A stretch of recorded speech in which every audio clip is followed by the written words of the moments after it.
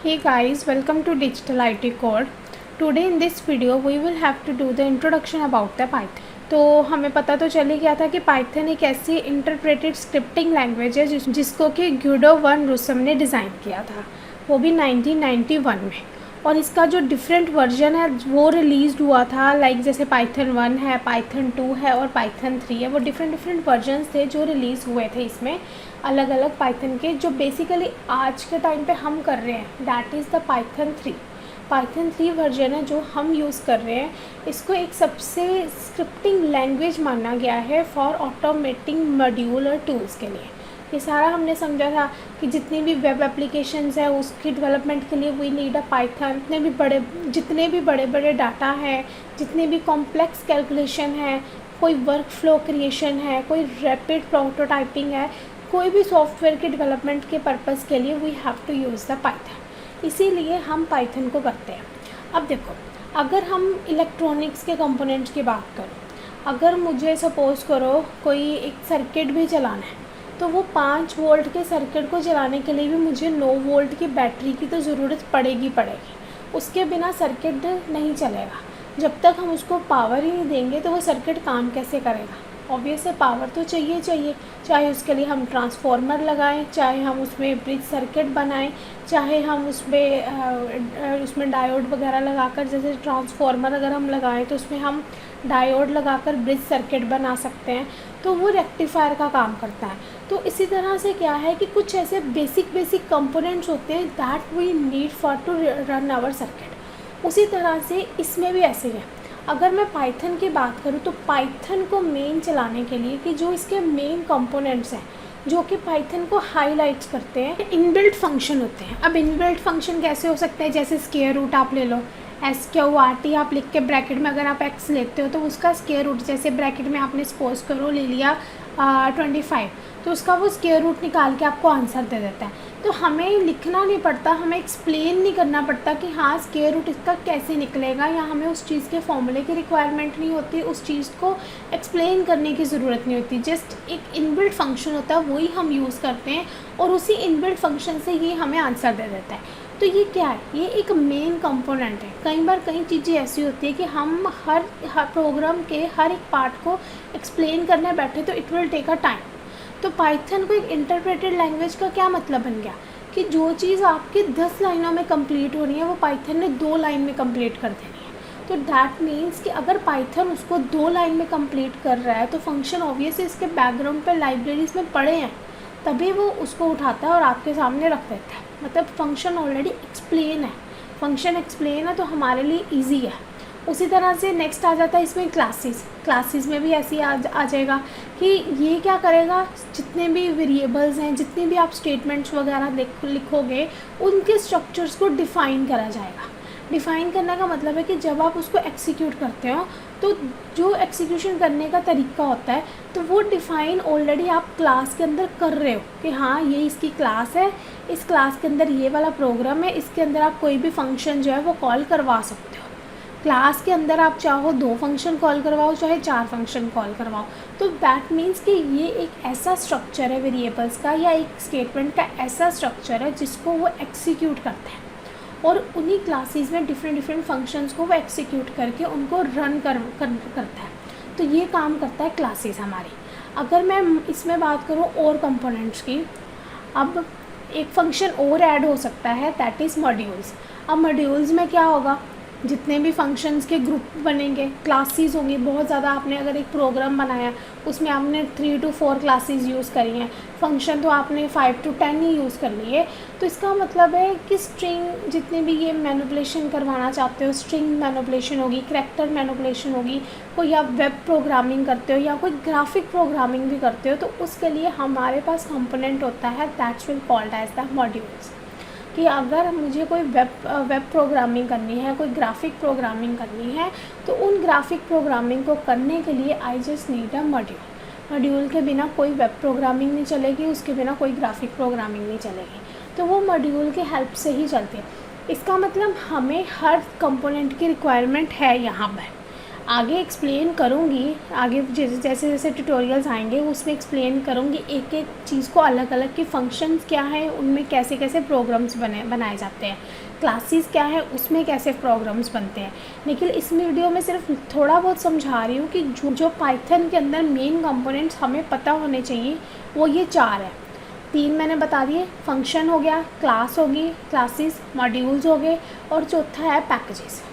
ये भी कई बार इंपॉर्टेंट होता है, क्योंकि पैकेजेस से क्या होता है कि अगर आपने कोई इंस्ट्रक्शन को रन करवाना है, कोई आपने लाइब्रेरी को इंपोर्ट करवाना है, तो वो पैकेजेस जब तक आप डाउनलोड नहीं करोगे तो पैकेजेस के बिना लाइब्रेरी कैसे, लाइब्रेरी में ही पड़े हैं ना सारे पैकेजेस। अगर आप कोई फंक्शन भी कॉल करवा रहे हो तो वो फंक्शन कहीं ना कहीं डिफ़ाइन है, तो वो लाइब्रेरी में डिफ़ाइन है, तो वो सारे एक पैकेज बन जाता है, वो सारा आपको इंपोर्ट करवाना पड़ता है। जब तक आप उसको इंपोर्ट नहीं करवाते तब तक तो आंसर आएगा ही नहीं। Import is one of the very much important thing. Import करवाए बिना आपका प्रोग्राम चलेगा नहीं, आप तब तक आपको आउटपुट नहीं मिलेगी, क्योंकि सारी की सारी इंस्ट्रक्शन जितनी भी होती है वो पैकेजेस में ही इन्वॉल्व होती है। पैकेजेस डाउनलोड होंगे, उसको पैकेजेस में वो रास्ता अपना ढूंढेगा, जब तक पैकेजेस नहीं होंगे तब तक वो हमें आउटपुट नहीं दे पाएगा। इसीलिए पाइथन के लिए ये 4 कंपोनेंट तो सबसे ज़्यादा मेन है, function, classes, modules and packages. ये पता होंगे तो वो आगे काम करेगा। उसके बाद कैरेक्टरिस्टिक्स मैंने आपको लास्ट वीडियो में भी बता दिए थे, कि जैसे प्लेटफॉर्म इंडिपेंडेंट हो गया, इंटरप्रेटेड का यही हो गया, कि थोड़ा एक्सप्लेन कर देती हूँ। लाइक प्लेटफॉर्म इंडिपेंडेंट में क्या हो जाएगा कि ये मतलब ऐसा कुछ नहीं है कि ये अगर आप सपोज़ करो आप मैकबुक यूज़ कर रहे हो तो आपका पाइथन नहीं चलेगा, ऐसा नहीं होगा। पाइथन मैकबुक पे भी इंस्टॉल हो सकता है, लाइनक्स यूज़ कर रहे हो लाइनक्स में भी इंस्टॉल हो जाएगा, विंडो यूज़ करोगे विंडो में भी यूज़ हो जाएगा, और यूनिक्स में भी हो जाएगा। पाइथन हर जगह पे चलता है, चाहे आपके पास विंडो है, यूनिक्स है, लाइनक्स है, मैक है, जो भी है वो हर एक प्लेटफॉर्म पे काम कर रहा है। अगर वो हर एक प्लेटफॉर्म पे काम कर रहा है तो इसका मतलब कि सारे ऑपरेटिंग सिस्टम पे अगर उसने काम कर दिया तो वो क्या बन गया, दैट इज़ प्लेटफॉर्म इंडिपेंडेंट, है ना। कोई डिपेंडेंट नहीं है कि हाँ अगर ये है तो मैं हूँ, अगर लाइनक्स ज़िंदा है तो मैं ज़िंदा हूँ, ऐसा कुछ नहीं है। अगर मैक ज़िंदा है तो मैं ज़िंदा हूँ, ऐसा भी नहीं है। उसको जो सा प्लेटफॉर्म दोगे, जो भी आप ऑपरेटिंग सिस्टम दोगे वो उसके अकॉर्डिंग काम करेगा। तो इसका मतलब ये टोटली क्या बन गया, प्लेटफॉर्म इंडिपेंडेंट। और अगर मैं बात करूँ इंटरप्रेटेड की, अब इंटरप्रेटेड का क्या मतलब हो गया, कैरेक्टरिस्टिक्स हैं थोड़े बहुत पता होने चाहिए। इंटरप्रेटेड में ये हो जाएगा कि आपको पिछली एक वीडियो में, जो सेकंड वीडियो मैंने बताई थी एक्सिक्यूशन की, उसमें ये चीज़ मैंने आपको बताई थी कि पाइथन कोड क्या होता है, जो भी आप सोर्स कोड लिखते हो उसको वो बाइट कोड में कन्वर्ट करता है। यही उसका सबसे पहला स्टेप होता है। बाइट कोड के बाद वो वर्चुअल मशीन में कन्वर्ट होकर हमें आउटपुट देता है। मतलब टोटल उसके 4 स्टेप रहते हैं कि source code will converted into the byte code, then after that it will convert to the machine language and then it will give us the output। तो इसका मतलब क्या हो गया कि उसको कंपाइल करवाने के लिए जो बाकी लैंग्वेजेस को जो मतलब कोड वगैरह चाहिए होते हैं, तो ये अब कन्वर्जन हो रही है। अब इन सब चीज़ों को कन्वर्ट करवाने के लिए उसको जैसे जैसे हाई-फाई कंपाइलर बाकी लैंग्वेजेस को रिक्वायरमेंट होती है, वैसे कंपाइलर की रिक्वायरमेंट पाइथन को नहीं होती।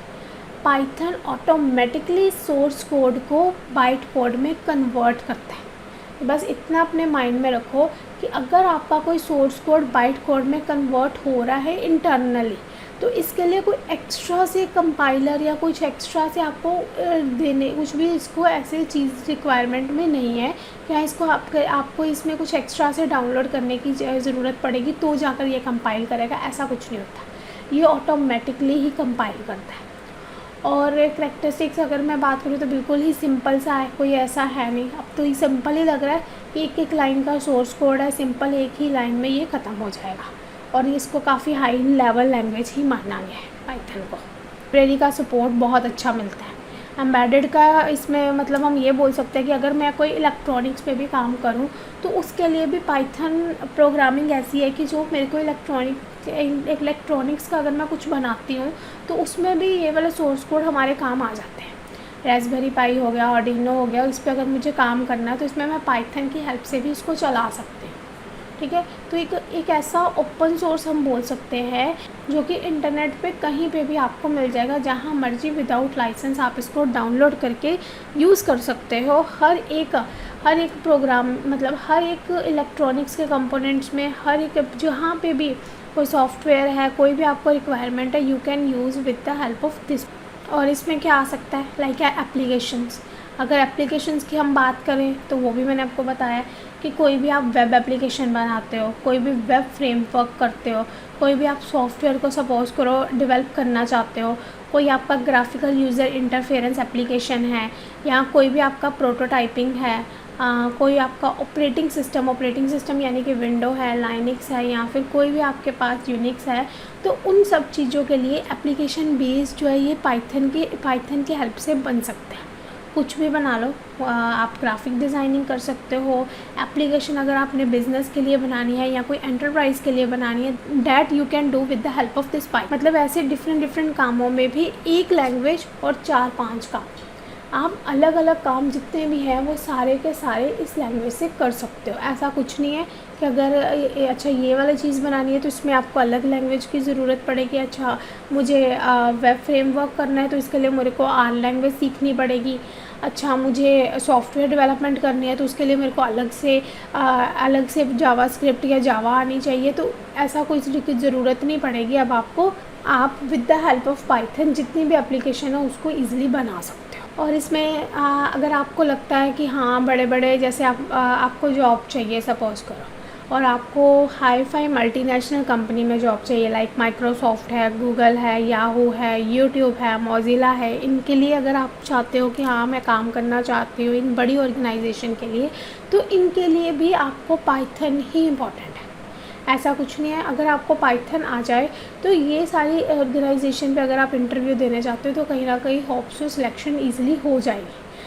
मोज़िला है, ड्रॉपबॉक्स है, सिस्को है, स्पॉटिफाई है, फेसबुक है, ओपन स्टैक है, ऐसी बहुत सी हाई फाई ऑर्गेनाइजेशन है जिनको पाइथन की ज़रूरत होती है, कि जिनको पाइथन आता है वैसे वो अब एम्प्लॉयज़ रखते हैं, क्योंकि वहाँ पर भी काम जितना भी है वो सारा पाइथन पे ही हो रहा है। With the help of Python ही वो लोग काम कर रहे हैं।